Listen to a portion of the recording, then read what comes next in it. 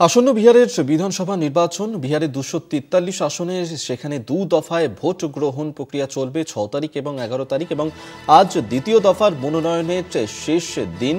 বিহারে ক্রমশই স্পষ্ট হচ্ছে আসন ভাগাভাগির ছবি। বিহার বিধানসভায় নির্বাচনে সেখানে দ্বিতীয় দফার মনোনয়ন জমা দেওয়ার শেষ দিন আজকেই, এবং 243 আসনের বিহার বিধানসভা আসনে দু দফায় হবে ভোট গ্রহণ। আমরা এই নিয়ে আরও বিস্তারিত কথা বলবো। এই মুহূর্তে সরাসরি আমাদের সঙ্গে নিউজ রুম থেকে রয়েছেন আমাদের সহকর্মী অঙ্কুর ভট্টাচার্য। অঙ্কুরদা, দেখো অভিক, যেটা বারংবার চর্চায় চলছিল যে 243 আসনে বিহার বিধানসভায় যে নির্বাচন আগামী 6 নভেম্বর এবং 11 নভেম্বর হতে চলেছে, এর জন্য প্রয়োজনীয় এনডিএর মধ্যে যে আসন সমঝোতার তারা বহু দিন আগেই তারা ঘোষণা করে সেই অনুযায়ী নিজেদের মধ্যে প্রার্থী ঘোষণা করে দিয়েছিল, কিন্তু এখনো পর্যন্ত এইরকমভাবে বিরোধী অর্থাৎ মহাগঠবন্ধন জোটের যে শরিকরা তারা সেভাবে কিন্তু আসন সমঝোতা করতে পারল না।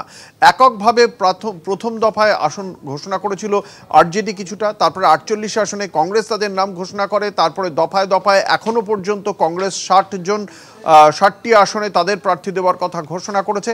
অন্যদিকে আরজেডি তাদের পক্ষ থেকে আজ মধ্যরাতে শেষ পর্যন্ত 143 আসনে তারা প্রার্থী দেবে বলে ঘোষণা করে দেয়। গতবার অর্থাৎ 2020 সালে আরজেডির পক্ষ থেকে 144টি আসনে তারা প্রার্থী দিয়েছিল এবং 71টি আসনে জয়লাভ করে তারা। এবার গতবারের তুলনায় একটি আসন তারা কম দিয়েছে, 143 আসনে তারা প্রার্থী দিয়েছে।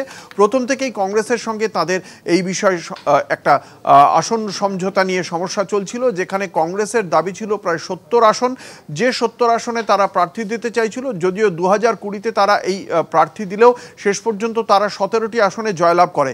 এবং গত 2024-এর লোকসভা নির্বাচন যদি আমরা দেখি, সেখানেও কংগ্রেস ওই বিহারে তারা 3টি আসন পেয়েছিল এবং ভোট পার্সেন্টেজ ছিল 9.20। সেই কারণেই বিহারে আরজেডির পক্ষ থেকে তাদের বেশি আসন দিতে তারা চায়নি। শেষ পর্যন্ত লালু প্রসাদ যাদব থেকে রাহুল গান্ধী মানে শীর্ষ স্তরে এই বিষয়ে আলাপ আলোচনা হলেও শেষ পর্যন্ত তার আমরা দেখতে পেলাম আসন সমঝোতা সেই অর্থে হলো না।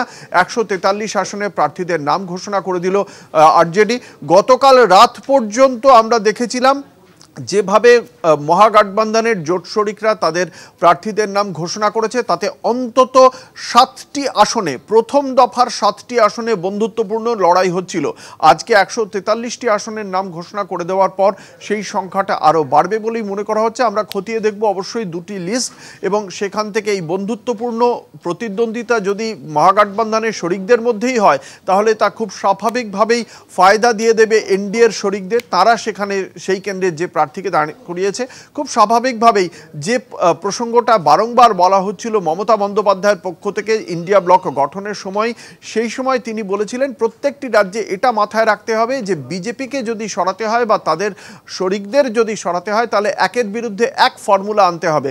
বিহারে কিন্তু সেই ফর্মুলা রাখতে পারল না ইন্ডিয়া ব্লকের গুরুত্বপূর্ণ দুই শরিক আরজেডি এবং কংগ্রেস, এবং সেক্ষেত্রে কংগ্রেসের যে অনমনীয় মনোভাব, সেই কারণেই এই জায়গায় বিহারে খানিকটা হলেও পিছিয়ে গেল একের বিরুদ্ধে এক ফর্মুলা।